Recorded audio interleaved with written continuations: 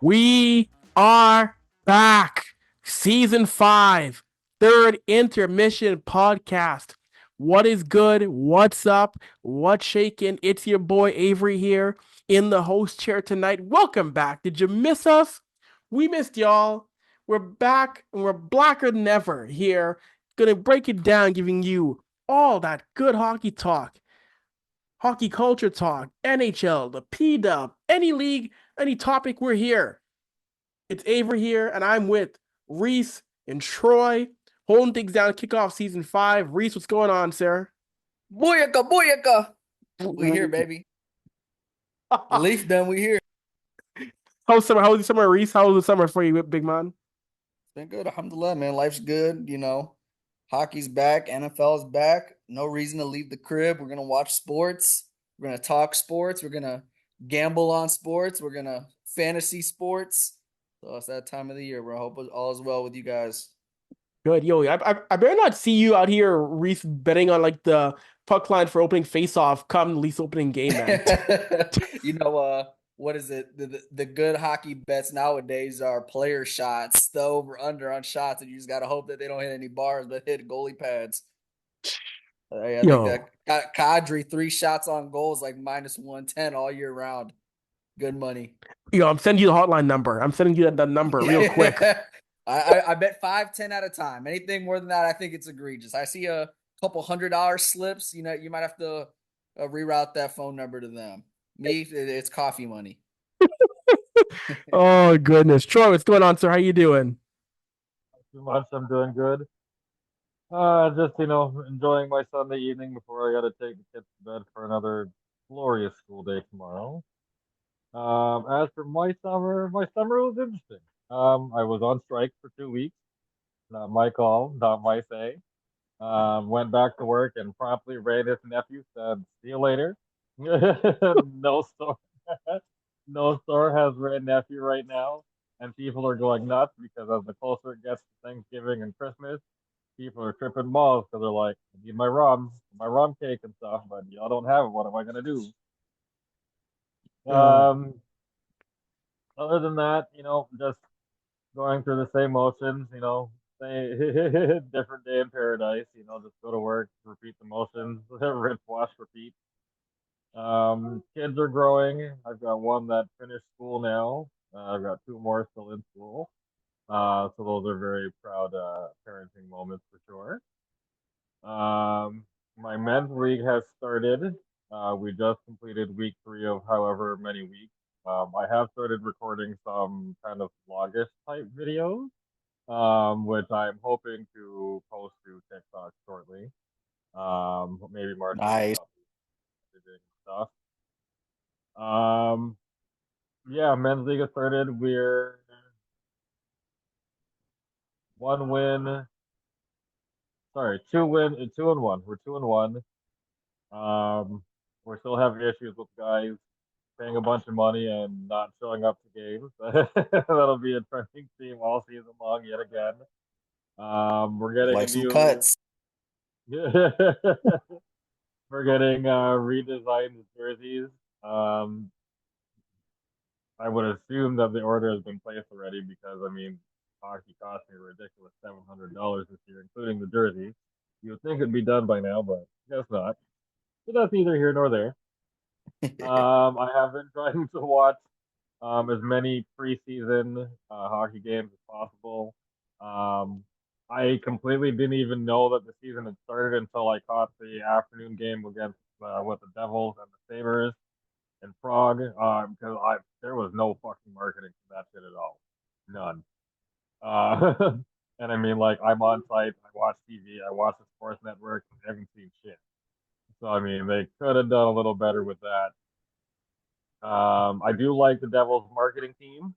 When they put the the Sabres logo in the O2 Arena thing outside. I don't know if you guys saw that. First of all, shout out Uh, Sheldon Keefe. Big yeah, win for him. Damn yeah, pump for him. yeah. Sheldon Keefe over to the New Jersey Devils now. He's their bench boss. Good to see him recover after parting ways with Toronto. And And Troy mentioned that. Troy mentioned how he's doing vlogs for his men's league. You're going to see some more of that. We're going to see, don't know what we're going to call these videos yet, but we're going to do stuff where, yeah, Troy shows us what life is like as a black beer leaguer, because that is an untapped market when it comes to hockey content, showing the black folk who get down in beer league. Especially if you're good, like Troy's good. Like then like I'm a retired beer leaguer, but I do know there's like a extra amount of juice I felt like I had to bring on like a Friday to Friday basis for my team, you know, for myself to kind of get it going just because it can feel a little lonely sometimes. But when you're good, man, you're making plays like you kind of feel like a groundbreaker for like the beer league program. So Troy, you know, keep making those vlogs. Like we'll be tapped in, man. We'll be locked in. I'm excited. Make some plays. Oh, for sure. And the first one I did, I'm on my way to the rink, and I'm at the bus stop at Wilson and Dufferin. And there's this light skin lady. She comes up to me. She's like, "Do you play hockey?" And I'm like, "Yeah, I do." So she's So like, "Oh, my friend, Just shocked. yeah." I'm surprised she even knew what kind of equipment I was carrying her. She just seemed so legitimately confused. So then she was like, "Oh, my friend went and did a commercial shoot for MLSE," and she's like, "I didn't know black people, get down like that. That they like hockey." And she asked her friend, she's like, "What are you doing fucking with hockey? Like that's not a black people thing." He's like, "Yes, it is." Yeah. It is. He's like, "You're damn right." He's like, "It's MLSE." He's like, "Why am I not gonna try to get some of that money? Of course I'm gonna go." He's like, "I like hockey too." So she looks back at me and she's like, "Well, I guess you're the first black hockey player I've ever met, like somebody who actually has equipment and actually plays." And I'm like, "Well, as odd as this sounds, I guess I'm glad I'm your first." I don't know. I don't know what to say to that. Well, I thought it was a weird and kind of cool interaction, but I mean, like, I do get the looks, I get the stares and stuff like that, but I mean, I'll cover all of that on my weekly excursions. I'm sure this coming week should be good because I'm going all the way to the Leafs practice facility for a game this week. So we get nice. to play in the big Olympic ice. So I'm sure there's going to be lots of funny shit coming out of that one. So there you go. Let's go. Well, Avery, Troy, I got some for you guys. Since we're Uh-oh. talking beer league, I'll make it quick. A quick little funny story. So I used to be in a Friday men's league, right? And we had a little DEI on DEI crime. So my team is down a goal, and they're double shifting me. And the best player that we're going up against is this blonde girl, and this is a men's league. I don't know how she got on, but they let on like the blonde. She is unreal. I think she had like a goal and 2 assists for them, and I overheard, and me and her are chirping at each other like all game. Like she says, like I overheard her say to one of her teammates, they keep throwing on the black guy, double him and stuff. And I like when she scored, I'm like, somebody's got to tug on that girl's hair. Like she's skating past you guys. We're going back and forth at it. Good handshake at the end of it, but I just remember, in those beer leagues, like there's no holds barred with some of the chirps and stuff. I'll keep it PG, but No. those are good times. Like especially if they keep it PG-13, those could be a good time. But I remember, yeah, she was skating right past us, like up and down the ice. She was crazy. I still hate her. You're still mad about that game, huh? She lit you up, eh? Oh my! I thought like I was like she plays college or something. I'm like because it's like a like Michigan guys like burly like hick white guys with the beards, and I'm like they let this 5'7", 120 pound. She skates like a figure skater, but strong stick, strong on her skates, like good hands. I'm like it's like probably the best player on the ice. Like, and you could tell she's going like 60%, and I'm like I'm gonna go 100 for the guys because like I'm not that good, but I'm good enough that I want to win. We're gonna make some plays. So like she was showing some love, but chirping me hard, and I was chirping her back too, like within the lines though. You don't want to get kicked out the league or take any bad penalties, and I've been taking penalties all year, so I've been kicked out a couple of games, all of that. So good Yo, times, good times. see, Shout out to Ann Arbor Ice Cube.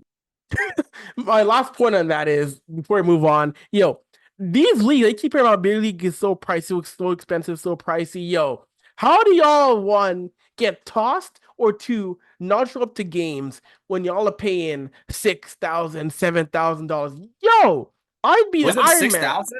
I paid for the team maybe, but like I know each player was like 100 or 120 a head, and we'd have Okay. like nothing crazy, and it's like we play once a week. Yeah, Okay. anything in the thousands is a team registration. There ain't nobody paying $1,000 per person. Yeah, I remember I made my college club team, and they asked me to pay like a couple grand. I'm like, no, I'm a student. No, like have a good Asking day. students to pay that is absurd. And Yeah, like you guys need me. I don't need you. I'm gonna go party. and As for guys anyway. who pay, as for guys who pay and don't play, it must be nice to have a disposable income like that because I've come to realize that I'm the only guy in my team who has like, for lack of a better term, a regular ass job. I mean, like I don't get paid salary. Like I'm an hourly worker. I don't got the same kind of money they do. So like when I'm paying to play, like I try to make it count. I got to make it worth something. Like I Yeah, can't. like beer league too, like we're getting equal ice time for the most part. Like, I mean, granted, if you're like down a goal, it's like, okay, we want to win. Like, let's throw out our best guys those like last couple minutes. But for the most part, everyone's paying equally. You're gonna get equal ice time. Like, we're all friends. Like, we're not trying out for juniors. Those days are over. So Yeah. I mean, I'm like excited for the vlog, man. I'm pumped. yeah.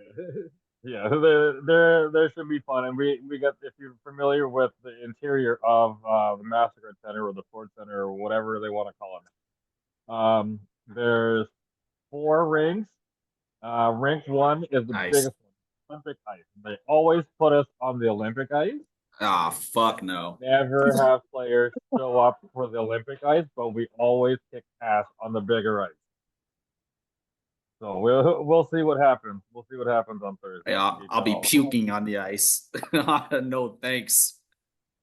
Oh, oh my goodness. And in a moment here, we're gonna be joined by Jason here in a moment. He's just getting set up. So in the meantime, I'm gonna ask y'all, I'm gonna ask Troy and Race, of course, now. 24-25. League season is upon us now.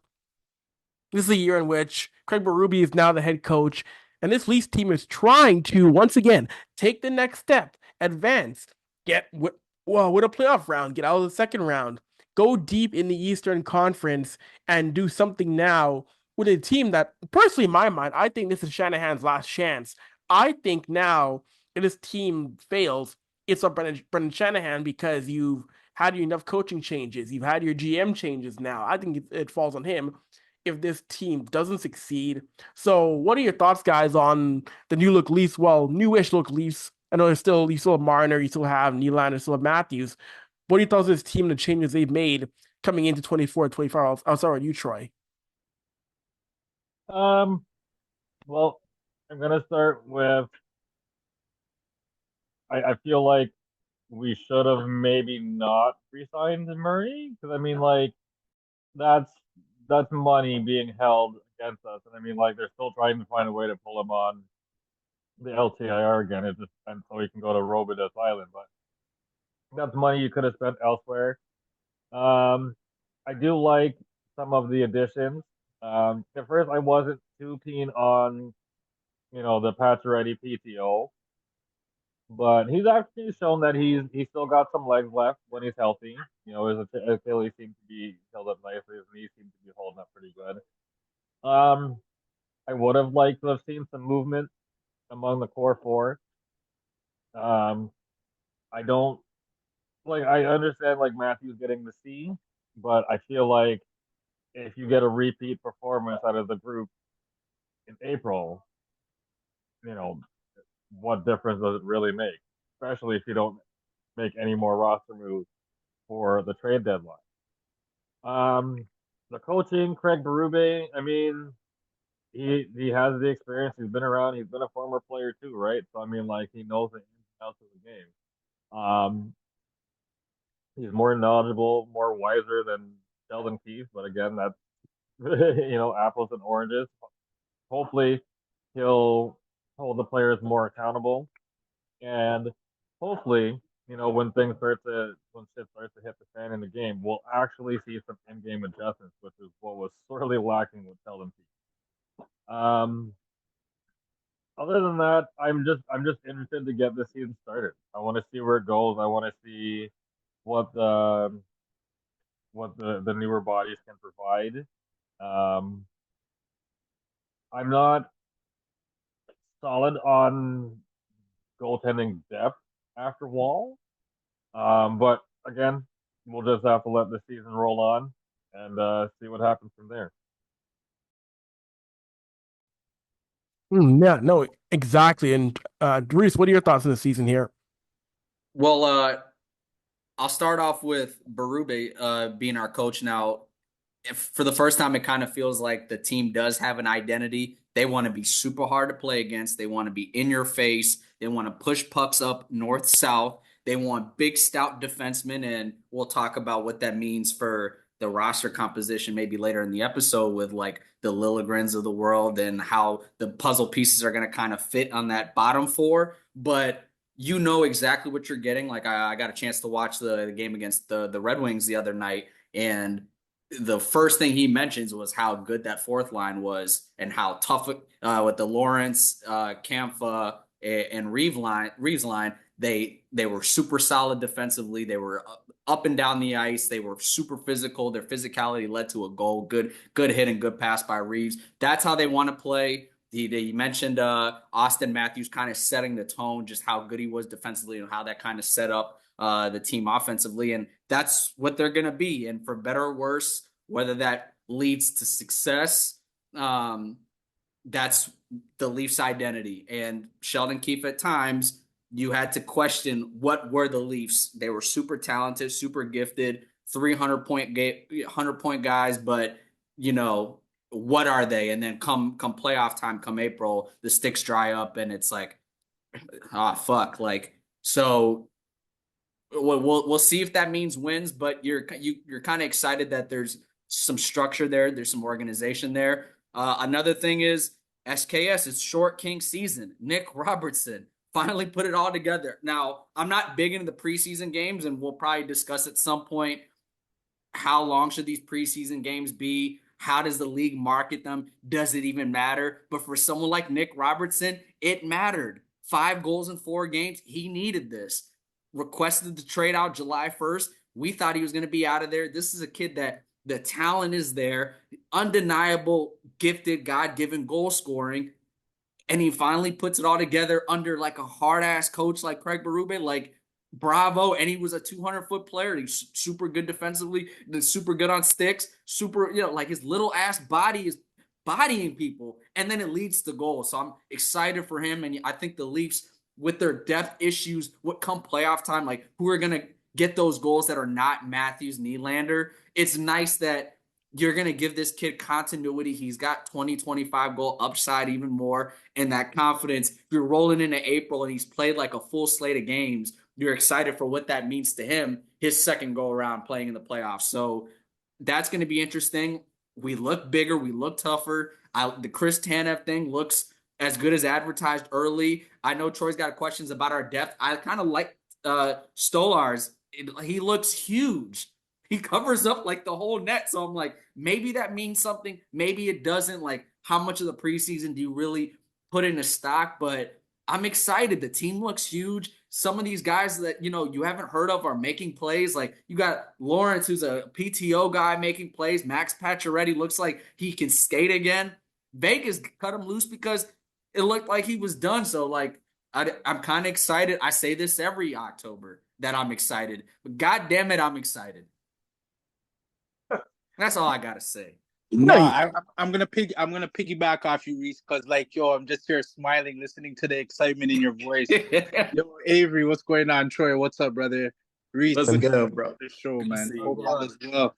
But yeah, first thing I'm just gonna go in order. So first order of business is to apologize to Mitch Marner still. I'm arguing with this guy, we always go to the games together, we go back and forth.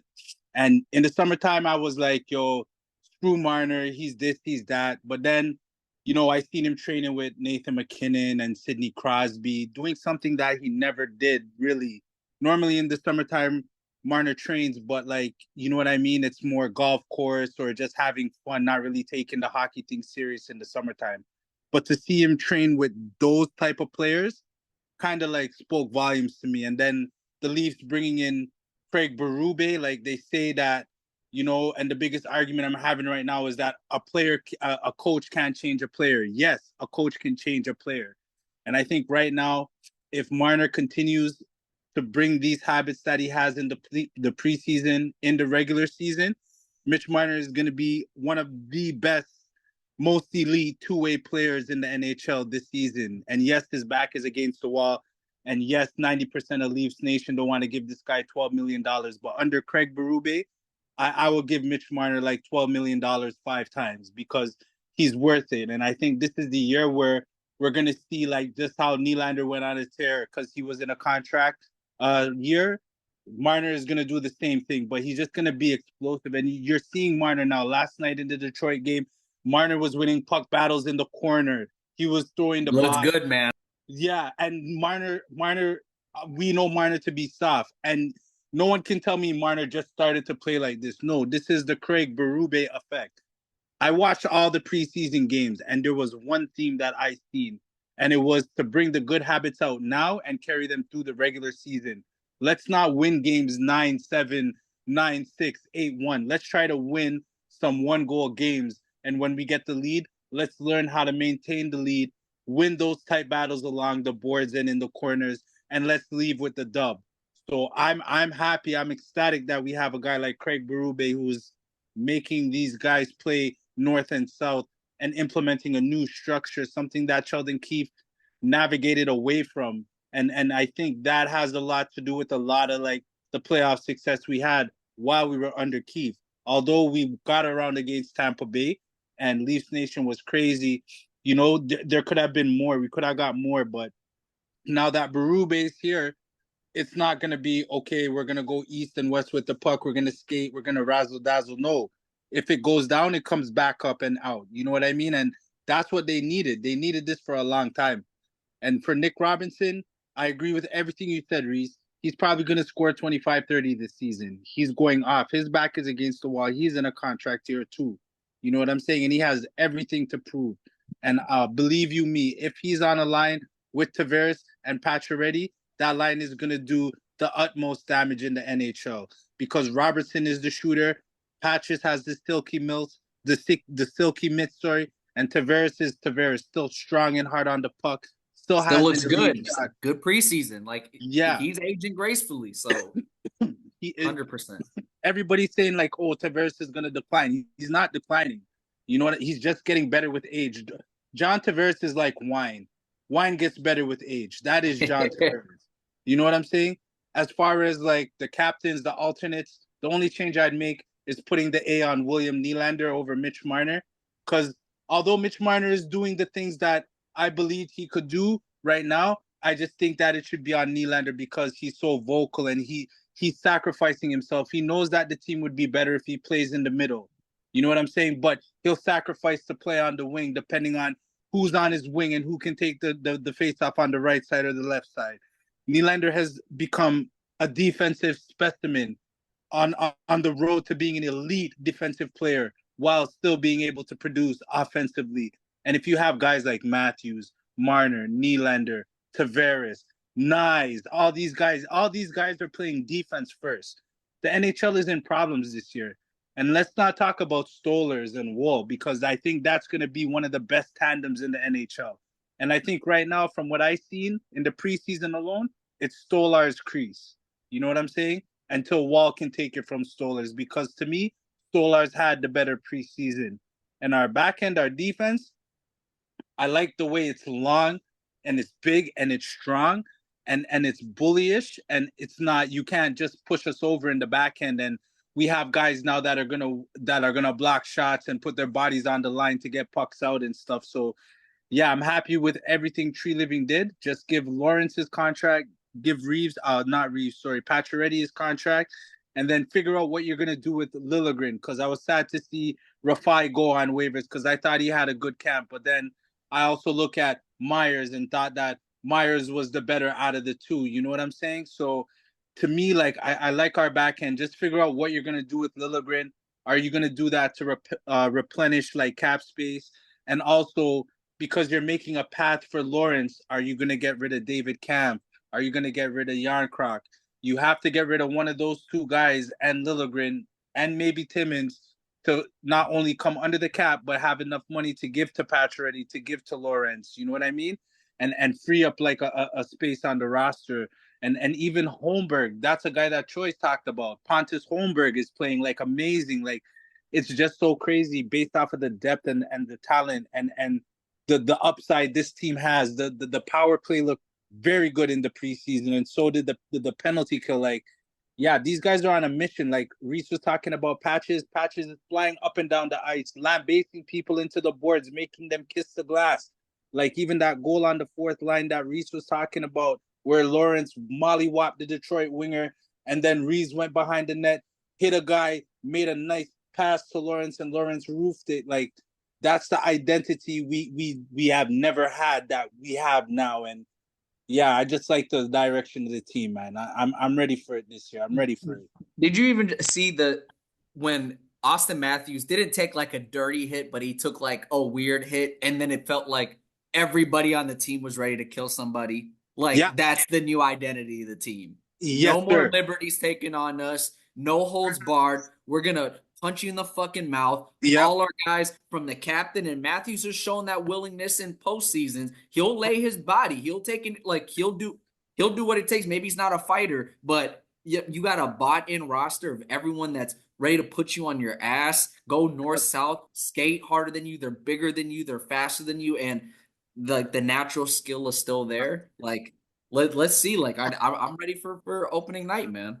Yeah, man. Yo, I can't even tell you the last time we won multiple 1-goal games in a row like we did in the preseason. And they were comfortable wins too. Like you outshot the teams 30-20 or 25-18. Like all the goals we gave up felt like there were like a fluky, like a weird fluky tip in, and we gave up one bad chance. But for the most part, everything looked like they were from the outside. Middle was clogged up. Like you're playing the way that you want to play. And it's not like all regular season's going to be like that. You're going to have those dog days in January where you're going to have to win a game 5-4, 6-3. But it felt like those latter years of the Sheldon Keefe years, those are more often than not that we come into the season, we're starting off, it's late December and we're 500 and like in a wild card spot. And then it's okay, we have to play elite hockey to finish the year off and stumble into the offs at like a 2-3 seed versus let's just be solid, sound, ready to go night one. Let's get it going early like the Boston Bruins do every year, or the Panthers, where they're like 13-0-1 to start out the year. 3-2 wins, 2-1 wins. Let's just set ourselves up nicely.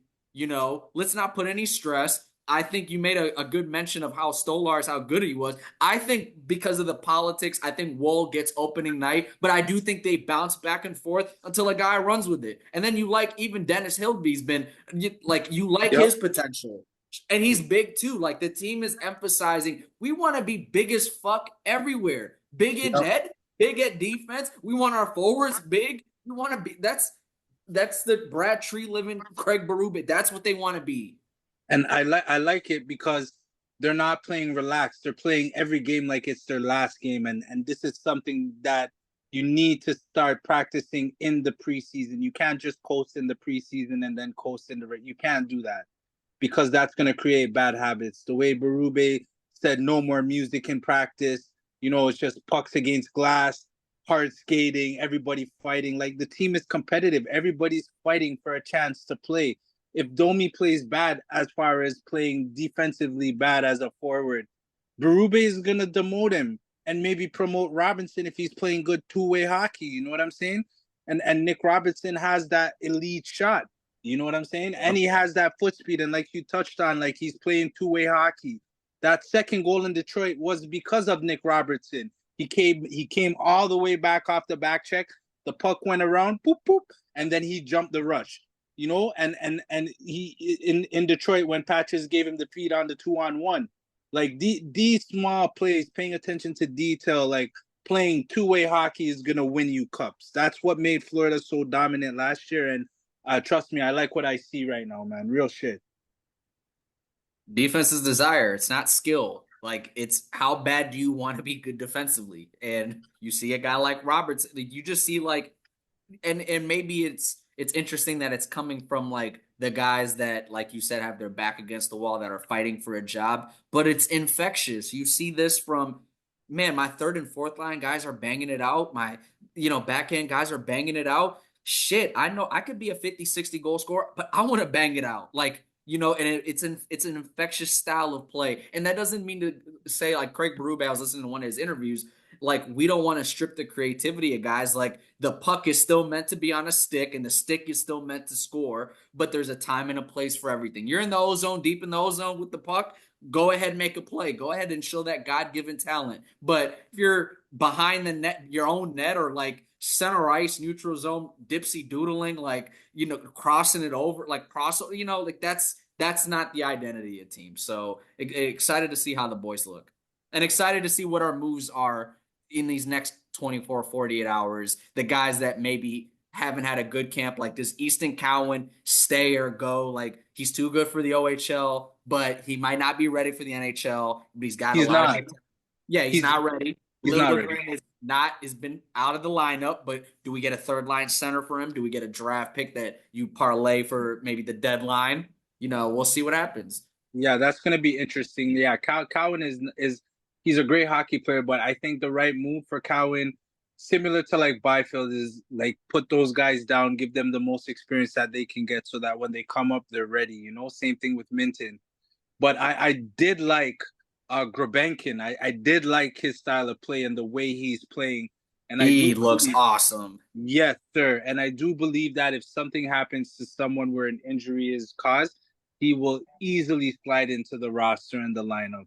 And also shout out to Alex Steves. He had a hat trick today for the Marlies, but he had a good camp as well. Like, so it's like depth, we have nothing to worry about depth wise. If somebody gets hurt, somebody's gonna step in and run with that spot. But Cowan, yeah, he needs to go down, win a gold medal for Canada in the juniors, come to camp next year ready to take his spot. Because the spot is his. It's just he's not ready for his spot, if that makes any sense. You know what I'm saying? I wonder if you hold on to Cowan as like a practice squad guy where like he's on the roster, but you have no intention of playing him for like at least a month. Let him keep practicing with the team and then maybe ship him off later, because there is some cap implications and it is nice to have a body that is on an entry level deal. You'd rather him practice every day with the men rather than in London. And then maybe around November, early December, you can ship him off to juniors, let him have that, world junior run again. He'll probably be captain of Team Canada, go win gold medal, and then go have one OHL playoff, your last one, see if you can go win the Memorial Cup. I wonder if they play around with it, because as of Sunday night, while we're taping this, he hasn't been sent down yet.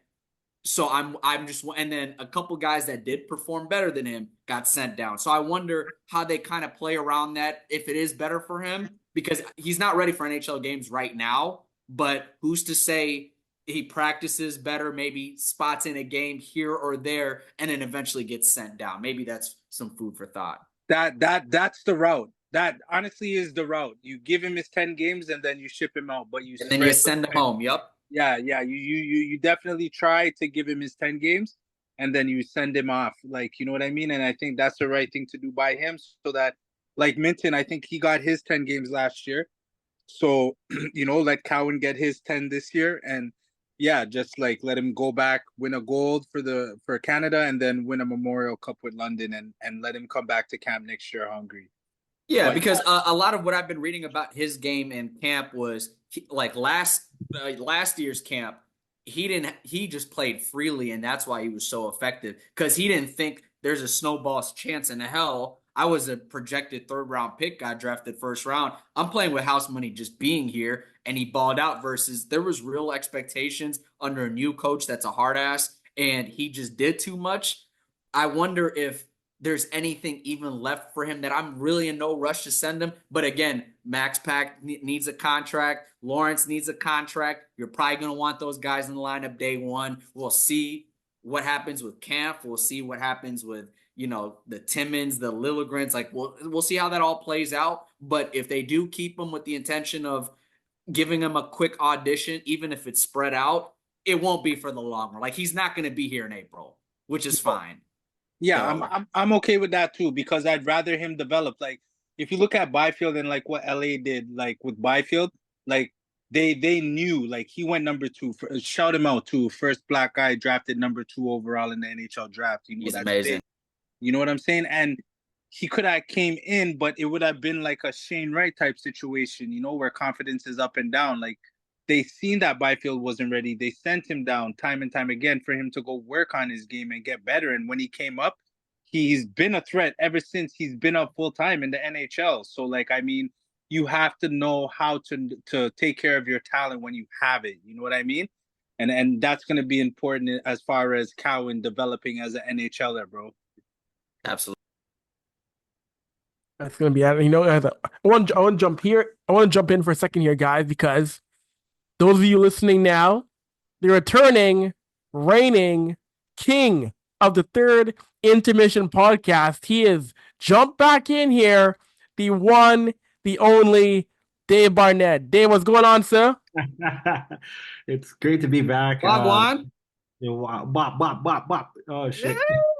Yo, Wagwan. The boss man back in the building and I'm not leave no more. I folks, I just want to say it's been a really, really rough summer, but you know what? I'm back here doing what I love doing, and that's podcasting, and that's talking that bullshit about the Leaf Dem, and talking that bullshit about how the Leaf Dem are going to win the cup at one point or another. Yes, we are a little delulu about it, but do I give a fuck? No, because we're all about the Leaf Dem at the end of the day. Well, except for Avery. Avery's been to the cup final, so He's a Leafs fan too. yeah, you know what? He's a Leaf fan too. But real talk, I'm just happy to be back. I'm happy to talk puck with y'all. I'm happy to shoot the shit. And you know what? The boss man will be back in a more greater capacity. Just letting the right hand of the king himself, Mr. Avery McDougal, take the reins for a little bit. And then come November, your boy will be back in full swing. But just to piggyback on a couple of things here, Leafs preseason, I am very excited as to what I'm seeing right now. It looks like the lines are cycling very well. I recently noted that, like, say, a Kitchener native, considering my ends here, actually got himself a goal last night against the Red Wings, which was pretty cool in itself. Like he's like out here trying to make sure he gets a spot on the line and everything. Of course, seeing the core four as it is right now and seeing Matthews with the C, it kind of feels like a breath of fresh air in this situation. Don't get it twisted. Tavares has done an excellent job as our captain for the last 2-3 years, and you know what? Like you got to give him a round of applause for what he's doing. That said, you know it's time to get some new blood in there. Of course, Craig Berube trying to, I guess, right the ship, in which Sheldon Keefe didn't. But at the end of the day, it's like, you know, new style, new season, new style, new form of play. And you know, just to reiterate what you guys have been saying, there's some legit toughness as to what as to, like, say, how things are going, especially when it comes to Matthews, when it comes to Tavares, when it comes to Nylander. I'm also going to jump on the Marner apology tour right now because, like, Marner's acting like a solid beast, and I really hope he keeps up that play because here's the thing. I have been a huge fan. I've said this months and months and months ago. I've always been a huge fan of Marner. I loved how he played in his London Knight days, and you know that Memorial Cup style of play that he's been known for and well drafted for. Like we need that on this team, and it's like I don't know if we're gonna get fishbowl Marner, where like homeboy like basically wore a fishbowl and then scored like what fucking 10 points within like 2-3 games. Like it's absolutely insane. Where's that Marner in this day and age? You know, like we need him to come back. We need him to be consistent. Um, looking at our defense, it's like Easton Cowan. The Easton Cowan looks like, say, the crown jewel outside of Morgan Riley right now. Can these two coexist on an aging defense core? Goaltending, like Reese said earlier, like Anthony Stolarz, can we rely on him as a solid backup? Is there anybody else within the pipeline that can bring up the race? Like, for example, Dennis Hildeby or the Hildebeest, who's playing for the Marlies right now. Like, can we rely on him? Are there going to be other greats as well that we can depend on, and like say as the season progresses. And you know, I'm I might be rambling a little bit, but you know what? I don't care. I'm very excited to see how things are going to go. Of course, we've got Diet France on. We got Diet France on Wednesday, and you know it's like just a traditional rivalry every single year, where the Leafs then beat up on the toilet seat, on the French toilet seat itself, and you know it's going to be a great indication of how this season's going to go. Uh, an old friend in Kyle Dubas will be coming back on Tuesday, on Saturday night for the home opener, and you know, really excited to see whether or not if this is going to be Sidney Crosby's last year in Toronto. Well, one of his last few games in Toronto, and you know, I'm really excited for that as well. So, a lot of good shit coming up. I guarantee a win against Montreal. They always beat us on some bullshit like overtime or whatever, like every opening. Not anymore. Wednesday, that shit's over with. 4-0. No, I don't think it's gonna be 4-0, bro. That game is gonna be like yo, bro. After what happened to Laine's knee, bro, Montreal's definitely, this is probably gonna be a very disgusting, very sloppy game where you're gonna just have to dress pure heavy guys because Montreal is coming out with like the intent to like hurt people still. They're, Like they're gonna like send out Slavkovsky to fight and get his ass whooped again. That's what's yeah, gonna happen. that's it. And but I'm kind of worried about like players getting injured in that game, like like because of like when you look at the situation with Line and Cedric Pare, like to me, like It's a fluke if I'm play. playing, it's a fluke, it's a collision, it's a fluke play. His knee was out, but then like if you're playing defense, you can't just let the forward like walk around you. You know what I'm saying? Like you're Absolutely. fighting for a contract spot. That space that the forward is skating in is that's your space. You got to protect your Absolutely. space. And it was an unfortunate collision, but I just think that like based off of the circumstances of that situation within itself, the game is gonna be a hot game. Like all I ask is that if the Leafs are gonna take penalties, they bring a Montreal Canadian to the penalty box with them. Like Oh, absolutely. That's one. one of those like, hey, like let's maybe put out Ryan Reeves early to like Set the sets tone. the temperature, Yeah. and just if it's gonna go down, let's get it going early and then just play hockey after that. And I do understand like Montreal Canadiens, like there's a soft spot for Laine because of the way that they acquired the player, everything he's kind of gone through over the past year with his personal life. So Yeah. like you're rooting for him, like he's playing good hockey, like in camp and early in the preseason. Like that it sucks for him. Like and just I'm glad it's not a season ender for him. But it's a bang bang play. So it's a contact sport. So Yeah, exactly. And ideally, at the end of the day, it's like this. Like Toronto has to go in knowing full well that like you're going into a very hostile environment from the jump. This is like game one of 82, or sorry, 81. And you have to come in and set the tone in somebody else's yard and come say, like, listen, you ain't fucking with me today. Toronto 100%. literally has to come out swinging from the jump, and it's like, okay, do you put on your first line? Do you put on your third line? Do you put on your fourth line just to start and set the tone for the Leafs? Because like this season is really dependent on like how each one of these four lines really gels well together offensively, and then defensively as well. It's like I said, can Morgan Riley and Easton Cowan actually coexist on the same line and be able to fuck shit up the same way? All these other new signings as well, like X and Larkman. Um, will we see him actually be the player that we need him to be? Well, like I see Patches actually making sure that like he gets a roster spot, but like is he going to be the same Patches that he was in Montreal, or is he going to be something completely different? He looks good, bro. He does look good. Really good. Don't get it twisted. I'm not saying he doesn't. I'm just saying like will we get the same Patches that we've been expecting? Say like for example, like he was in Vegas for a hot minute and like he was doing well before Vegas decided to cut him loose. But are we going to see that same style of player, or are we going to see something completely different? That's the thing that I'm kind of alluding to.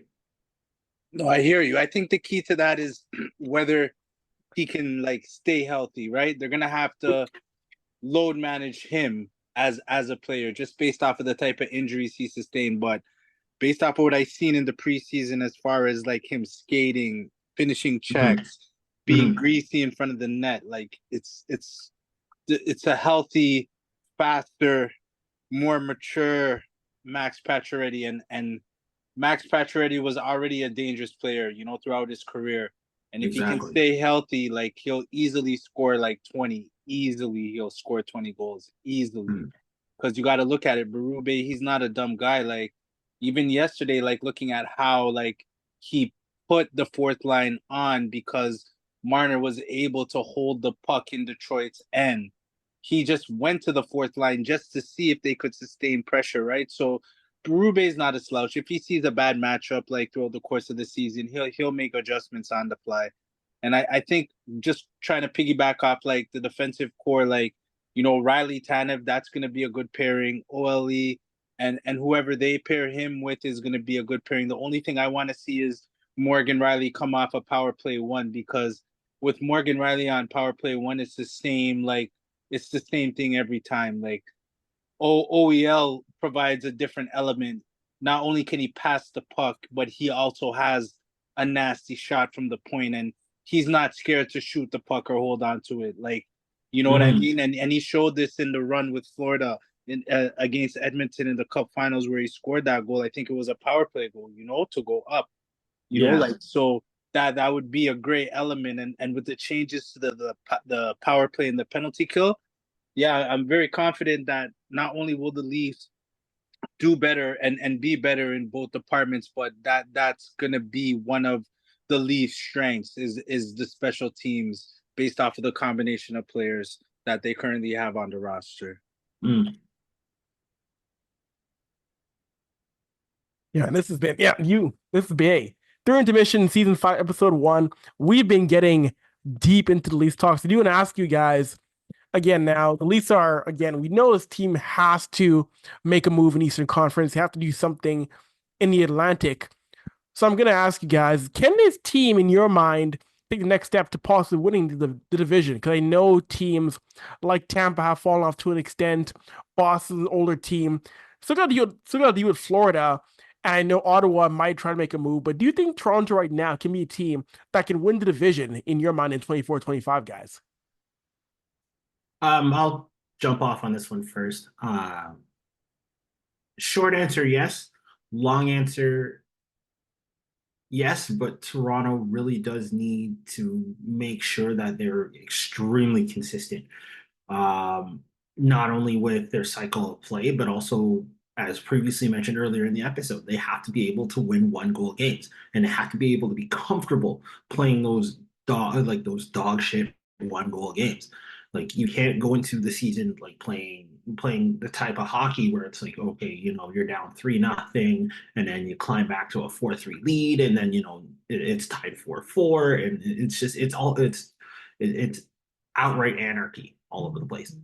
And Toronto, like Toronto's Toronto really just needs to make sure that they can figure this shit out. Um, Berube needs to make sure that like from the jump, like the message is sent throughout each four offensive lines and each three lines of the defensive core. It's like you guys have to make sure that you are not playing stupid hockey. You have to play smart hockey. You have to play tough hockey. You have to play Toronto Maple Leafs hockey in this situation. Like looking at how each team in the Atlantic has basically dominated to the point where like they've either made an Eastern Conference final or an Eastern Conference or an Eastern Conference semi at least. Or let me rephrase that: an Eastern Conference final or a Stanley Cup final within say the last 10 years. Like Boston has been doing amazing. Tampa has won 3 cups. Or sorry, Tampa's won 2 cups and they've been in the finals like what 4 out of the last 10 years, dating all the way back to like say 2015. Florida like literally went to the cup back to back years and actually just won last year. Um, Boston has always at least made an Eastern Conference semi at our expense, right? Who's the only other team that can essentially do the same damage with let's say some of these other teams. That's the Leafs, but the Leafs still have not figured out a way to actually get past the first round and not fuck up in the first round. But obviously, that's a topic for a later conversation. Like the Leafs really need to hunker down and actually figure out, like, okay, like, can we be the same consistent team that we are in October and do the same type of shit come end of April? That's one of the biggest burning questions that Leafs Nation is going to have to figure out, and and just say observe while the entire season's going through. Like I do see Toronto eventually winning the Atlantic, whether it's this year or next year, it remains to be seen. But like I'm ideally hopeful that it's the Leafs that take over the Atlantic come like say January, February, near the All-Star break.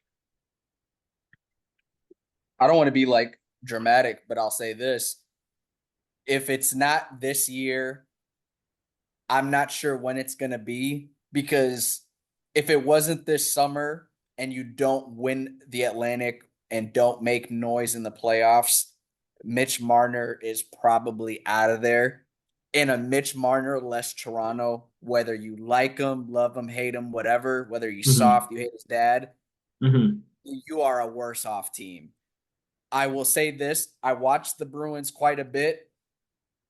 Jim Montgomery systems, Paul Maurice systems, they are player proof because the scheme is to a T. The soldiers fall in line. They are 110 points a year. That is what they are. I am optimistic under a Craig Berube led and coach team that this, because of just how the roster's set up, the talent is set up, and the losses Tampa and Boston have had to accrue over the last couple of years. Tampa's lost Stamkos. Bruins lost Bergeron a couple years ago. I have no idea how we lost in the first round. It's a fucking joke. But just on paper, you like Toronto. You like their head coach. You like their goaltending. They're bigger defensively. It's now or never. I'm not saying we're not going to be a playoff team ever again, even if Marner's gone. You still have Matthews, Nylander, and a bunch of good young guys. But, like, this is the best it's going to get with this team.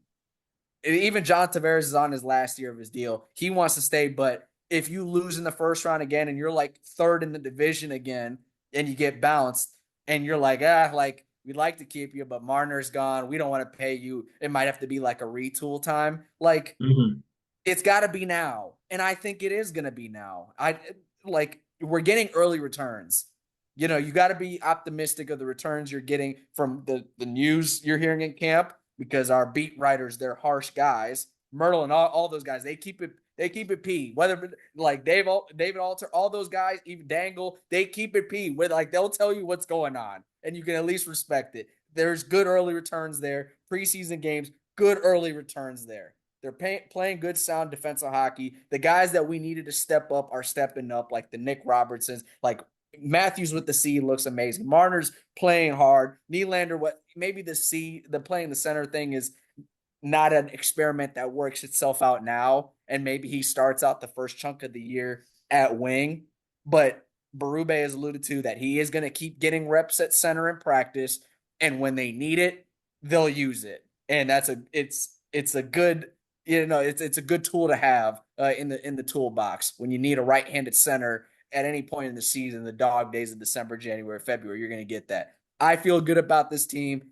There's no such thing as locks in hockey. Like the injuries can be crazy. Maybe Wool and Stolars are like they fall off a cliff or whatever, but the returns look good. I feel good. This has to be the year. You finish first in the Atlantic. You get a favorable matchup in the wild card. You take care of business in the wild card, whether that's Buffalo or Detroit or Montreal, whatever, Flyers, whoever it is. You bring them into the ACC or Scotia, whatever you call it.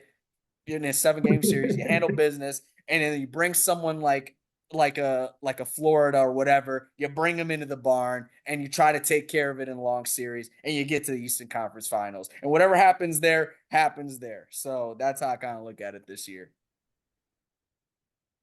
To be fair, like Florida does need to be snuffed out in Toronto, man. Like we do owe them back for like couple years ago.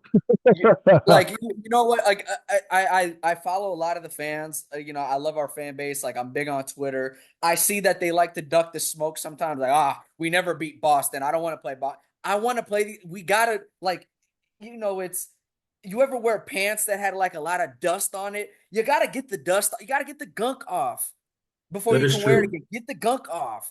I want to go into Boston. Let's go beat Boston, whether that's round one, round two, preferably round two. Well, we got home ice. Let's take care of them there. And then if it's Florida in round three, whether they're the same team that they were last year, the cup winning team, they lost, Montour, they lost Stolars, they lost some guys, you know, bring them to Scotia, bring them to Toronto, drag them in there. Toronto's not an easy place to play in the playoffs. They're not the library arena that they used to be known as, man. Like they were allowed this playoffs. They were allowed last playoffs. So bring them into Toronto 4 times. Let's see if they can beat us 4 times. This has to be the year.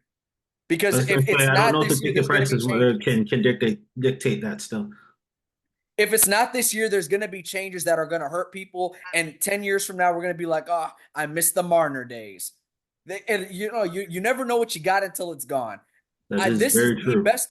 This core four is I'm 30 years old. This is the most talented least roster of my lifetime. Like this crop of like the last 6 to 8 years, it doesn't get better than this. And if you can't win with this, it's a shame because you will live 100 years praying to have an Austin Matthews, Marner, Nylander level talents and JT and Morgan Riley all at the same time, all at their prime. It doesn't happen. But you have to capitalize it. And if it's not now, Bradtree living and ownership and Shanny, they're gonna make changes that we don't like or we might like in the interim that we're not gonna like 2-3 years down the line. Because Mitch Marner's gonna get 100 points on some fuck team like the Islanders or Columbus, wherever, and it's gonna be like, damn, he's all over like the American.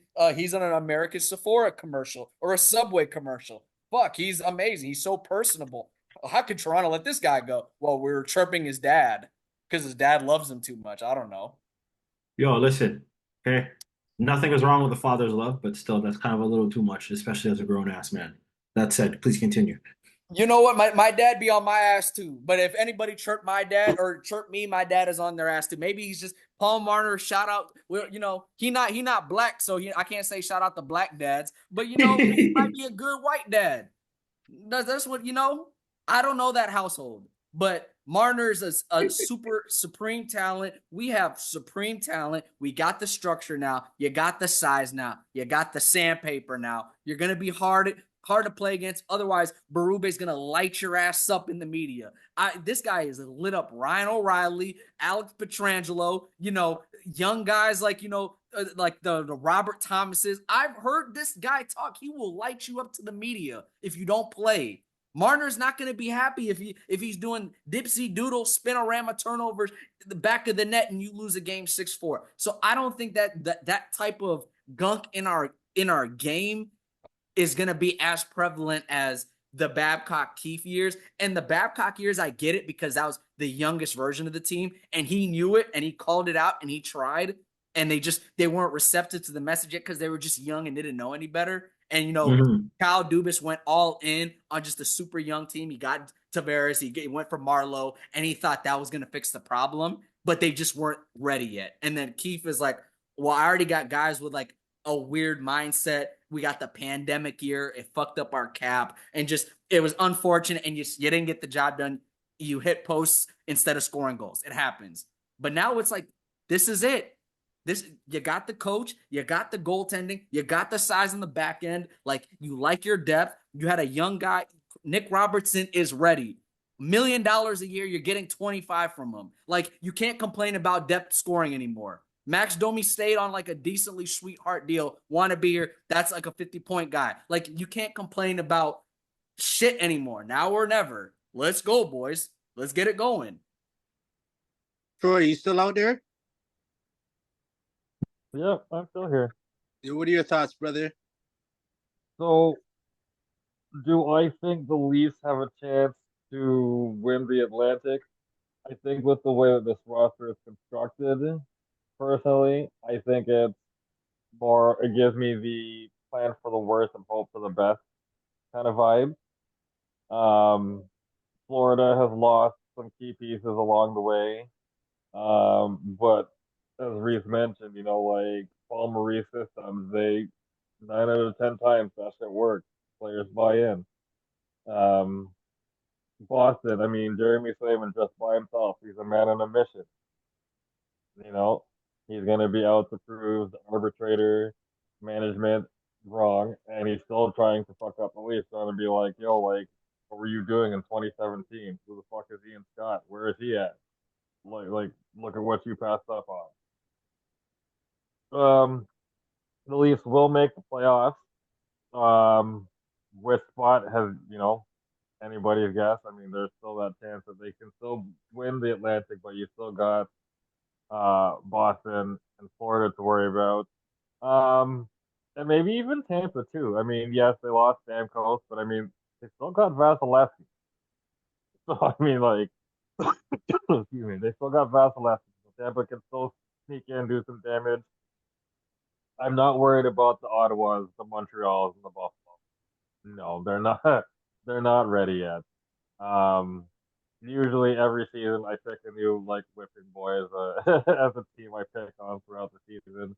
I haven't decided which one that'll be yet. It'll be somewhere in the East. Um, with the whole Marner thing, like in terms of if this season ultimately becomes another nightmare or failure, this core four absolutely needs to be blown up. Um, and almost certainly Tavares and Marner will be looking for new addresses. So I hope they've got U-Haul numbers in the Rolodexes. For those of you who are too young who don't know what a Rolodex is, it's like a mini phone book that rolls. Okay. Sorry, I'm showing my age a little bit. Um, I I think the Leafs will do well under Berube. Um, I think he's that kind of guy where, like you all have alluded to, that he'll bring out the best in you, and he's not afraid to call your shit out. And if you don't like being called out, well, then you better find a nice, comfy groove, a nice, comfy chair in the press box. That's where they're gonna end up. He doesn't seem like that kind of guy who's gonna take any gruff. And it's a nice, welcome change to Sheldon Keefe. So looking forward to see what happens in that regards. But in terms of can the Leafs win the Atlantic, yeah, why not? I mean, everybody's got a shot until it actually happens, right? So time will tell.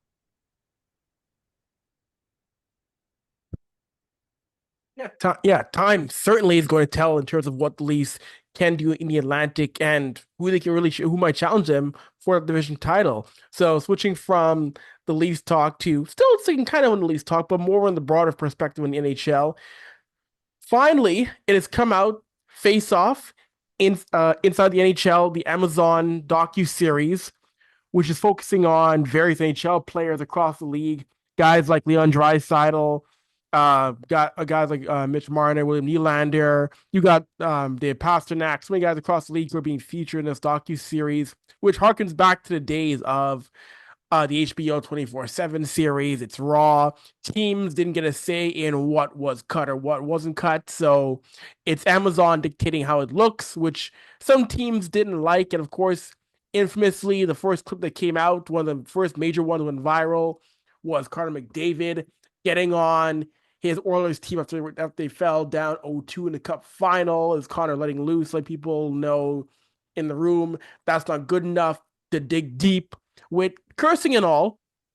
I know if you guys have watched the series now, getting through it. I'm going through clips. I'm going to start it this week here, but I've seen a lot of clips that show that hey, this is very much in the vein of Drive to Survive. It's the same company that produced that company. It's Box to Box Productions. They're the ones who are in charge of the production and directing this series. So I think it's a really good look. I think it's a great series. I want to see where Face Off can go for a season two, a season three. And it's the kind of content that NHL fans have wanted for a long time that's not overly polished. You get to see guys like McDavid, Matthew Tkachuk, warts and all, as players and as people on and off the ice. I'll start with you. I'll start with Dave. What are your thoughts on Face Off and what we've seen so far in that series? I'm gonna be genuinely honest. I have not been able to actually touch that as of yet. Hmm. As soon as we're done recording, I'm actually gonna get my hands on that first episode and take a deep dive into it before I turn out for the night. Um, Based off of what I've been hearing and based off of our consistent conversations in our group chat, it does look extremely promising. It's a very, I guess, it's a very invigorating look into, I guess, like the into the NHL as a whole. And there's no, I guess, Hulk Hogan-esque creative control in this situation. You know, it's very real, it's very raw, it's very like just, very in your face type of thing. And I'm extremely happy about that because it's like, don't get me wrong, the Leafs All or Nothing series, as great as it was more along the lines of just like, oh hey, like we're the Leafs and like this is how our situation's going, you're gonna enjoy for what it is and you're gonna enjoy what you see because we don't want anybody seeing anything else. And that kind of just ruins a lot of what you're looking for. So as primarily as a hockey fan, it's like this is a very great undertaking for it. I'm very excited to see what's next in this situation. Hopefully, you get to see more stories on like say your lesser known players and what have you, or you're like say like if Amazon does another face off series with like say just rookies coming into the NHL, that'd be pretty interesting to watch. Um, I definitely be able to like keep my eye on that. But yeah, I'm gonna start watching as soon as we're done recording this. Reith, what are your thoughts on the series here? I saw some of the clips of the Leafs series against Boston, and then like some of those like Nylander highlights within the show, and you know, it's good to see we have access to knowing what type of guy William Nylander is, especially since following his career from 2015 to now, the kid's taken a lot of shit. Like he's been called nonchalant, he's been called the in and outer and sporadic and this, and he doesn't care. And like you're like the show is showing him to be a demon who is clutch, who is well thought. He's well spoken. He's thoughtful. The team listens to him. They rely on him. They depend on him. And he's super confident. And not everyone is like that. He's such a unique guy. I'm interested to see like the rest of the series, especially towards the cup. Connor McDavid, McJesus is the face of the country of Canada and the sport. And that's another guy who's probably known as like a more quiet, reserved guy and whatnot. But like I know some of the clips that I've seen about McDavid, super passionate guy. So I think this is good for the sport. I remember HBO used to do something like this leading up to like the Winter Classic and whatnot. Back with the Red Wings, the Flyers, and the Maple Leafs, and there were a couple players along the lines of McDavid and Nylander, personality wise, maybe that you don't get the full picture. I remember Kadri when we first got him. Like that was a guy like the media like was kind of on his ass a little bit. Ron Wilson when he was coaching was on his ass, and then um, fuck, his name is passed me. He coached right after the Cup winner from Anaheim. But then the show, you see what type of guy Kadri is. That he's amazing, and you get the sound bites with him and Crosby calls him a fucking joke to Dion Phaneuf, and like that's good for the sport. It's you want to know like the guys that you're rooting for. You want to know what like kind of makes them tick. I think everyone should check it out. Like I got a chance to see maybe 15, 20 minutes worth of clips on Twitter. It's finally available on Amazon Prime in the United States. So like David, probably after Sunday Night Football, that's going to be the main watch, start to finish. Yeah, no, it's definitely gonna be a fun watch. And actually, I'll go to Troy next because Troy, you've actually watched. I think Troy, you've watched all the series now. Just what are your thoughts on how the series has gone from episode 1 to episode 6? Yeah, the only one who's actually watched the whole thing. Um, You guys did the homework. I thought it was actually really well done. Kind of piggybacking off of what Dave said, I would definitely watch one that follows rookies around, and I would like to see one that follows people of color. I think that would do phenomenal numbers. Get inside the life of, what it's like being a colored NHLer, much like what I'm trying to do with like the vlogs of like the life of a black cheerleader, right? Episode one is Nylander and Pasternak. It goes with their friendship from like when they were teenagers, playing hockey in Europe, growing up, them coming over and them just being like friendly and competing with each other, beating up, going out for dinner, stuff like that. As you get towards the end, episode 5 and 6 is the McDavid episode. For people who thought that Connor McDavid was your real life Ned Flanders, throw that shit right out the window. That I've there's he drops so many f bombs in there, like when they're doing like the locker room scenes and stuff like that. Like, yeah, if you're not a person who's too keen on like swearing and things like that, this entire series is not. Not at all. Definitely not at all. The amount of F words that are dropped are probably similar to, I think, Pulp Fiction. I think that's the movie with like a ton of F bombs. Yes, it's comparable to this. It also follows Landeskog, Truba. You do see Matthew Tkachuk in there. At one point, he does joke about, I think, either Edmonton or Canada not having pools.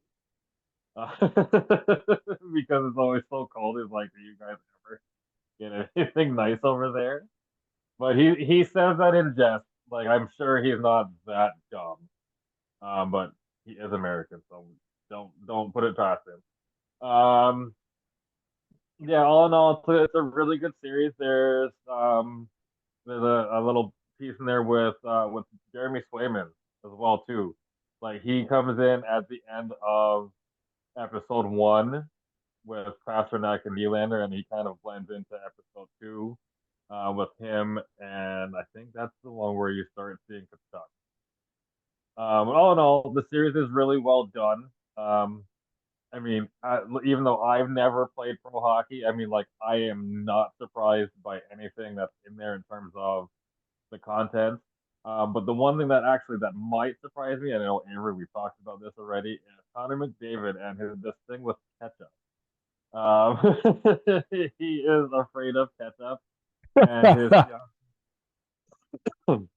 has to have his personal chef sneak her things of ketchup whenever she wants it with her food. Um, they're also Quinn Hughes. Quinn Hughes is part of this documentary as well. Like, it shows like how he's like in the community and stuff like that. Like, much like Nylander, like, they want to be part of the community so people know who they are and like get to know the fan base. These are guys that want to be in the hockey markets that they're in because they like to feed off the energy. Like, they want to be in like good solid hockey markets. Yeah, like, each episode is 45 minutes long. Um, if you can deal with like the two mandatory Amazon ads at the beginning of the beginning of each episode, you'll be all right. There's no commercials, so you can just watch it straight through. Yeah, it's definitely worth the watch whenever you guys have the time to sit down and give it a go.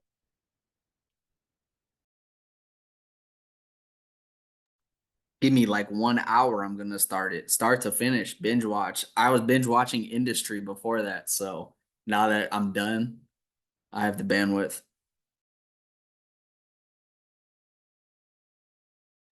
And yes, we are marketing for the show Industry HBO. Fantastic show. You saying you just had to throw that little plug in there? It is fantastic. It's like Billions and Euphoria had a baby and made every character a cokehead, and that is the show. Sorry for our under 18 listeners. Yo, this guy. This guy's crazy. I might want to watch that after I watch the hockey one.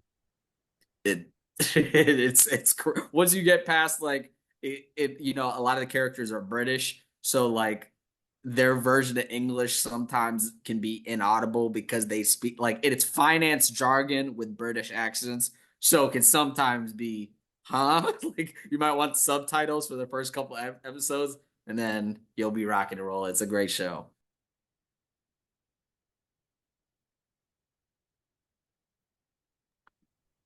But anyways, Leafs in 7, Leafs in 6. Pretty much. Avery, one. Did we lose Avery? Avery, you out there? I mean, yeah, okay, I thought I was talking. Okay, I want to say how, yeah, the side swipe from Reese towards the British, that was crazy. That side swipe towards the British people was wild. I know we're trying to fix hockey culture, especially with xenophobia in hockey. I love the British. I'm former resident, Kilburn, London. I love my British. There I'm you just go. saying, with this show, it's just finance jargon spoken in a British accent and not like your country British accent. These are Londoners, so they're talking like grime rappers. Like it was fast. I turned the You subtitles tell me on. it's all about it's Central C talking about finance. Oh yeah, imagine Central C talking Basically. fixed income. Basically. Like buy and sell, short options. Like yeah. Oh my god! But I do want to point out that was a good point that Troy made when it came to face off future seasons, maybe featuring black players. Like I think that'd be cool. For example, do a season where you're featuring your talk about the Joseph brothers in St. Louis. You're featuring a Darnell Nurse. You're focusing on an episode of Quentin Byfield on Dakota Joseph. I think that would be really great documenting and getting in depth on what it's like to be a black player. And also, too, you can expand on that to other players of color, to players who are Latino, players who are indigenous, players in the league who are Asian. I think that'd be really cool to see to grow the game more and show how they operate in the NHL world. Yeah, if they're smart, they would definitely capitalize off it.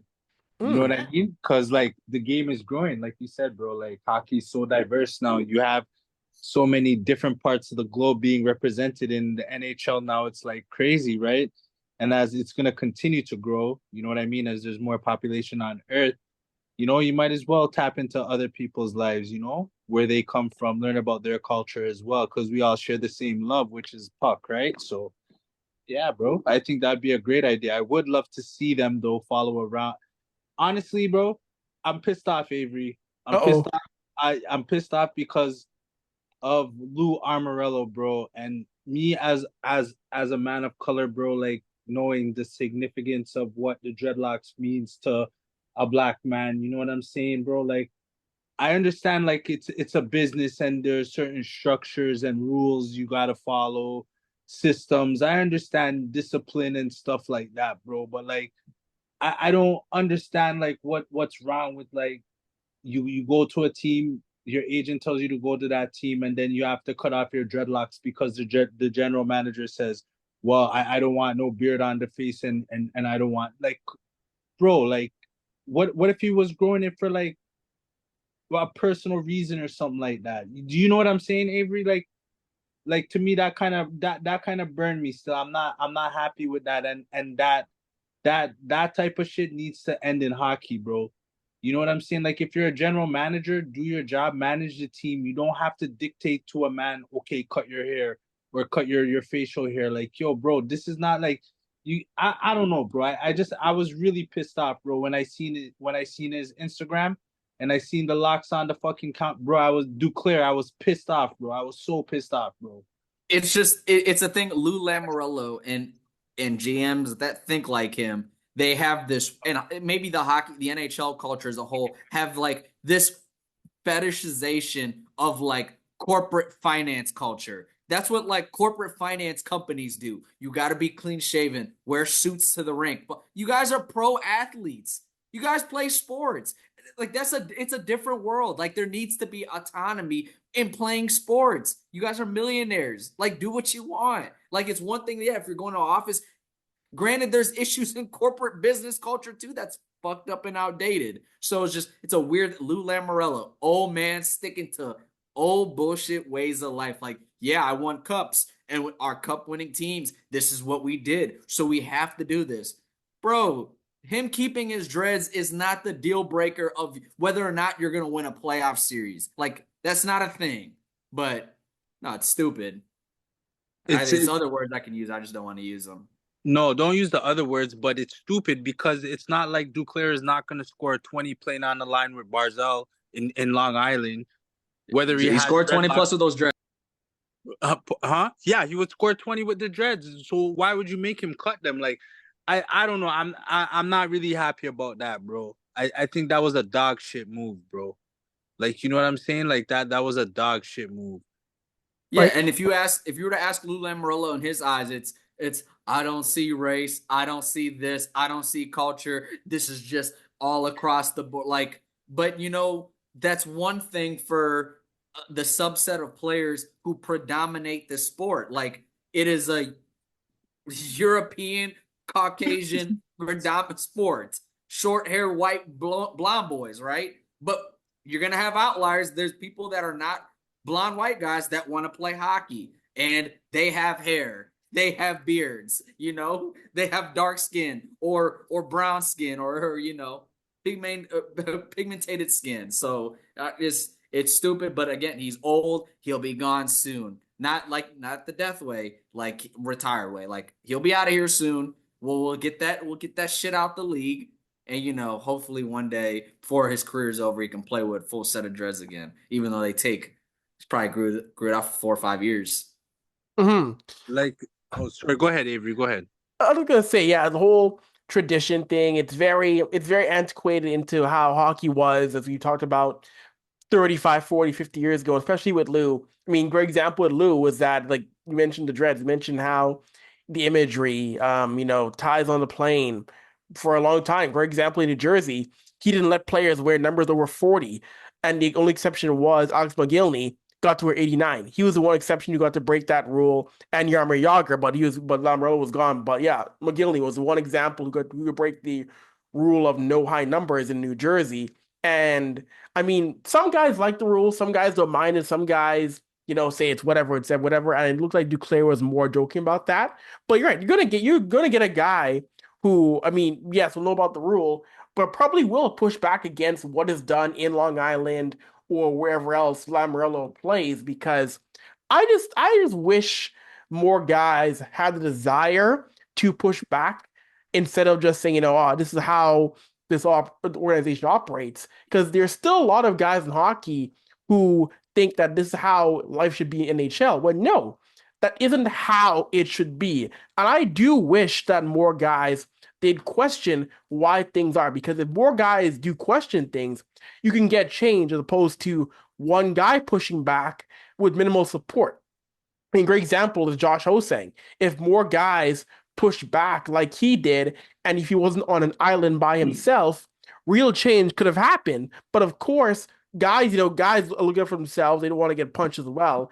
There's never been much unity when it comes to pushing back against the establishment, and I think it's a major. We can also expand. I think it's major reasons too why the NHLPA, in many ways, keeps getting just friggin' demolished. We're talking about labor negotiations, because that's a very weak union, and they don't argue for the right things. There is no unity in really important matters in the NHLPA aside from trying to get paid.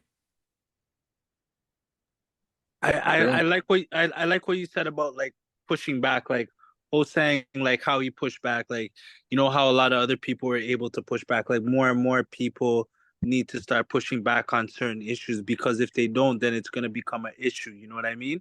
Like a bigger issue. You know what I'm saying? So, like, I kind of like the fact that you actually said that people need to push back. People need to hear that, like, if you're in a situation where you don't feel comfortable, you need to use your words. Words are hard sometimes. I understand that part, but you have to use your words to express yourself and communicate, man.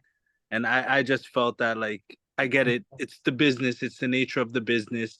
You're playing for a contract, a certain amount of money per season. But going back to what I said, whether you have dreads or you don't have dreads, you're still scoring 20 goals and you're still worth the value of your contract. So what is the point and purpose of cutting your hair? You know what I mean?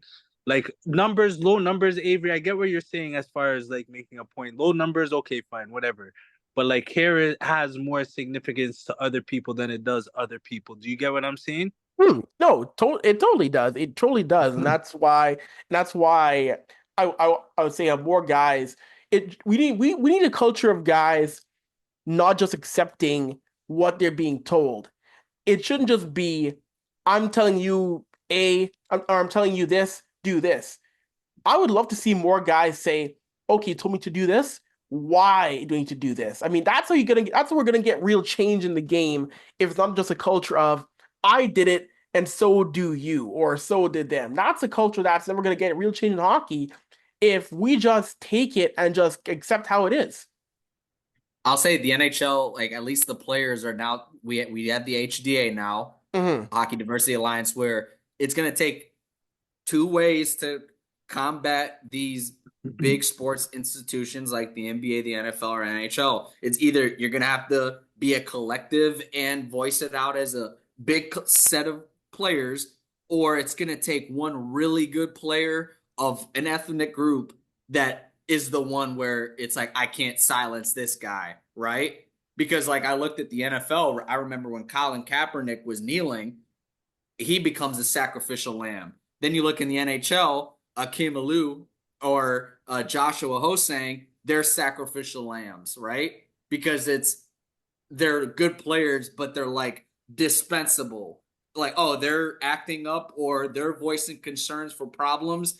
Are they good enough that it's worth the hassle? We're going to need either what we have going on with the HDA, where they're going to continue to raise money, they're going to continue to add players, and their voice is going to continue to be super strong. They do a lot of good things around the country. They're super vocal. They run programs. It doesn't get as good as them.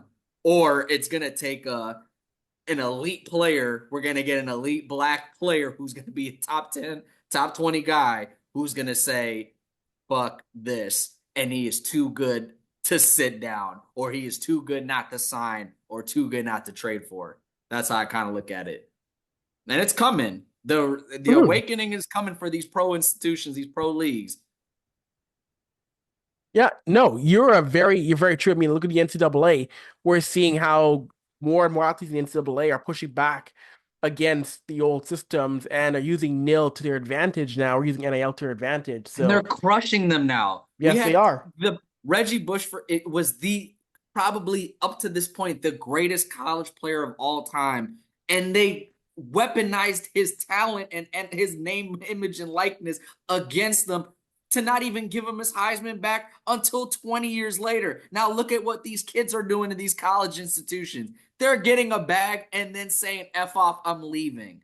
And you know what? I'm not saying that's right, but it's redemption. It's retribution. Yeah. After 100 years of bad institution, this is what's coming to you. Or you can make right now. Like you can get it right now. Lou Lamoriello is going to be a GM for another couple years, and it's probably done. He's an old man. He's in his is he 90? He's 81. 81. Make it right now, Lou, before it's going to be 10, 20 years down the line, and you're not celebrated the way someone as accomplished as you should be celebrated because of your antiquated systems. And that would be unfortunate for him because he was a GM of the Leafs. I like Lou Lamoriello. A lot of people like super well-liked guy. No nonsense, but like this ain't it, bro. Yeah, no, not this one. Not I agree with everything you guys are saying still. Mm-hmm. Yeah, and we've been going on for quite some time, so let's wrap things up here. As we know, the NHL preseason has come to an end, and it's taken way too long to get to the end of the preseason and to get to the regular season games in North America. The Sabres and Devils played 2 games overseas in Europe to kick off the regular season in Czechia. But a couple of things I haven't liked, guys. The fact that one, it's 8 games, and I get gate revenue. I understand this is a game-driven league in large part, but also 2, I truly feel that once regular season games begin, be it here or overseas, that should be the end of any other preseason games. We shouldn't be going back to the preseason after games for 2 points have commenced. I say, once these global games start, the season starts. Preseason's done. Everything's wrapped up. Let's keep the season going. Going back to preseason, I think, is very dumb, and the fans don't want it, especially because you're still not getting top level games after the regular season has already begun. The scheduling has to be changed in which these global games are the start of the season. I'm sure the rest of the group here feels the same way. I'll start with you, Reese, on that. Yeah, global games, let's make that like opening night of the NHL or maybe the first weekend of the NHL regular season. You got the globe excited, everyone is watching hockey. You kind of feel like the Canadian or American nationalism of these are our teams overseas, we're growing the sport. That's fine. But then doing that and then running 8 preseason games is probably too much. My one issue with the fans not like I get the fans not wanting the games, but as a Leafs fan, I just looked at a kid that needed this preseason to secure himself a top 6 spot on the team and probably not get traded. So I like the players need the games, the fans probably don't, and we for sure don't need to be sending our guys on a plane ride 6,000, 5,000 miles away from preseason games. I think we can do that in the regular season. If not early, then maybe come Christmas time or whatever. But I do get the need for actual, tune-up games that guys that are on PTO or young guys trying to make it, they need those reps. They want to make the team. They're trying to provide for their family. So I get the need for games, but yeah, the global series thing, I didn't even watch it. Like I watched 3 minutes of the YouTube highlight. I'm like, I didn't need this. That's how I kind of feel about it. No, it's fair. I mean, yeah, you're right, Reese. We should have them, but I'm a big proponent of cutting it in half to 4, maybe 5 games. We don't need 8 in my mind. Jason, what are your thoughts on this? Yeah, it was really stupid to start the regular season and then go back to preseason. But then Reese is right.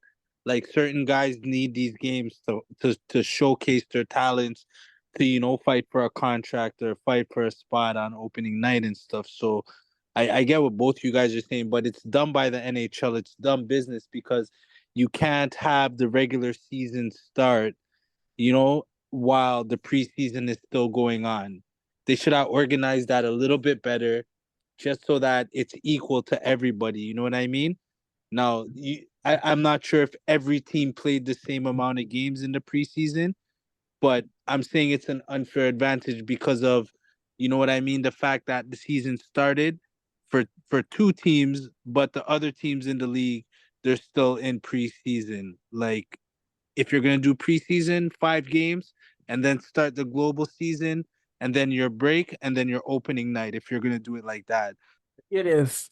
It is a silly thing, and MLB did it too as well, where they had games in Korea while spring training was still going on. I just think it's dumb when you go there and come back to a preseason.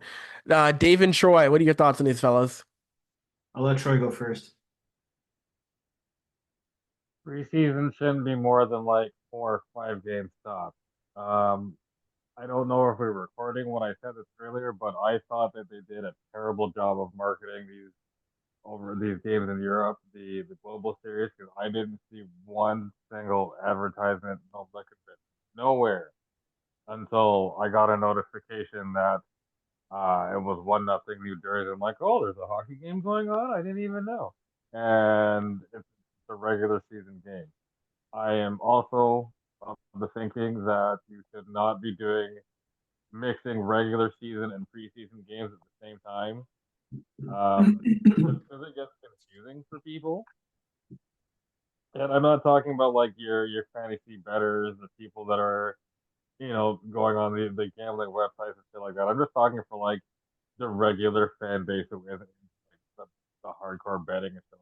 Like when you look at the scoreboards for NHL stuff, like especially after this weekend, you don't know what's what. I mean, like I was looking at it, and I'm like, so if Buffalo, New Jersey has started, like everything else, the rest of that day, I'm like, is this preseason? Is this regular season? What's happening here? So, like for the average fan, it does get confusing. Um, for fan wise watching it, yeah, 8 games is a little too much considering that for the most, like at least from the fan perspective, they don't really mean anything.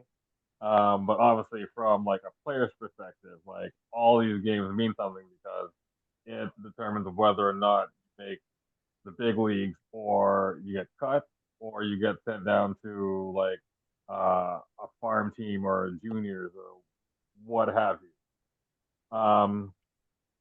At this rate, when does the actual season start? Is it Wednesday? I don't know. Is there still more preseason games left? No, it's Tuesday. There's 3 games on Tuesday, actual regular season games, and then Wednesday there's more games that start. So it's all American teams on Tuesday night, and then Canadian teams jump in on Wednesday night.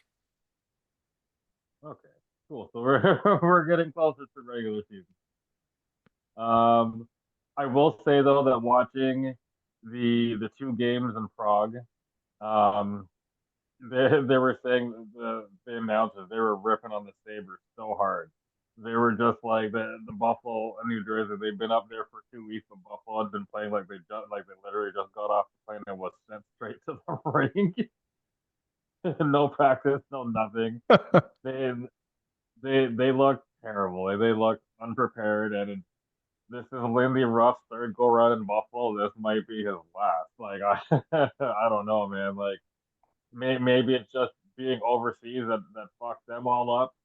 But if Buffalo can't, you know, put one and two together when they reach back on this side, then Buffalo's in a world of hurt. They're gonna be bottom feeding for for 82 game or for sorry for 80 games. Good luck to them. Yeah, that's gonna be a tough go, and we'll let the boss have the last word on this. Dave, what go on, sir?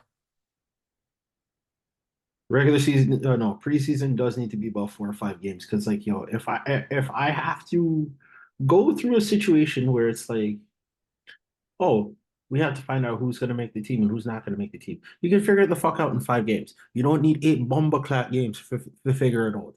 Like, it's wild to me that, like, you can sit there and say like, oh, okay, I'm gonna cut this guy, I'm gonna cut this guy, I'm gonna cut this guy. Oh, I'm gonna keep this guy, I'm gonna cut this guy, and it takes you 8 fucking games to figure it out.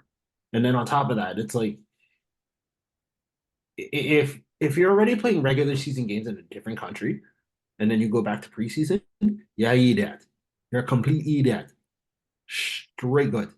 Like I cannot stress this enough. Like, based off of everybody's sentiment in the group here. If you start playing regular season games and then you jump back to preseason, you either need to get slapped in your head 15 times with a steel chair, or Oh goodness. or you need to be super kicked at like 30 miles per hour. Because, like, there's no fucking way that this makes any sense. And, like, you really need a projectile like right at your head just to, like, knock some sense into you. Like I said, a swift kick or a steel chair to your bald head. Gary Bettman, I'm talking to you. Like, this is Like fucking that was a Popeyes biscuit. like, I don't see any other league in North America that would literally have preseason games for that long. I mean, baseball, I understand because baseball's a long ass fucking season. Like, it goes from, like, say, March till October. That's a long ass fucking time. Football has like what, 3 preseason games. Basketball has like what, 4, 5, 6 at most. Yeah, at most 5 or 6 games for NBA teams. Exactly. Like, fucking soccer barely even soccer has exhibition matches, but at least they play the year fucking round, and even then they only play like once a year. Like, or no, sorry, not once a year, once a week, twice a week if you're lucky.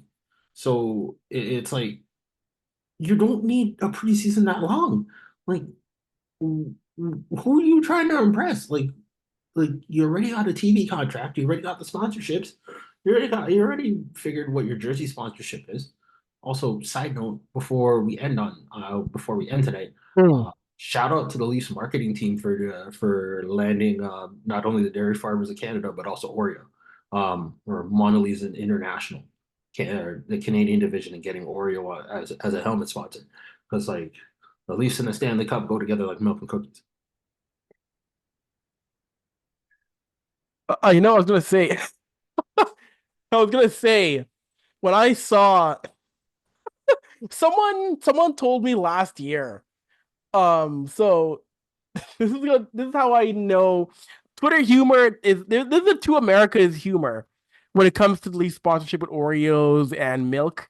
Because if you put it on Twitter for long enough, I got on a tweet again. Someone said the Leafs are a bunch of milkmen, and if you have Twitter for long enough, you know that. Those of you who don't know, the slang for in some circles is if you're a milkman, you do or who dates white girls. So I was crying when I saw someone call the Leafs a bunch of milkmen with that ad. Two Americas and two Canadas. Jesus Christ. On that note, we're gonna wrap things up here. Yo, Avery's going crazy over here. Oh, again, certain circles you see that joke, I was crying. We'll wrap things up here on the season kickoff of the third intermission, season 5. Fun show tonight with myself, Reese, Bossman Dave, Jason and Troy. Avery here signing off. Thank you once again for letting us grace a space in between your head top. We got a lot more coming here on season 5. We got a lot of fun happening here in October. We got a lot of guests coming on the way. So, go keep that quiet, but you're going to hear soon it's coming on the show. With that,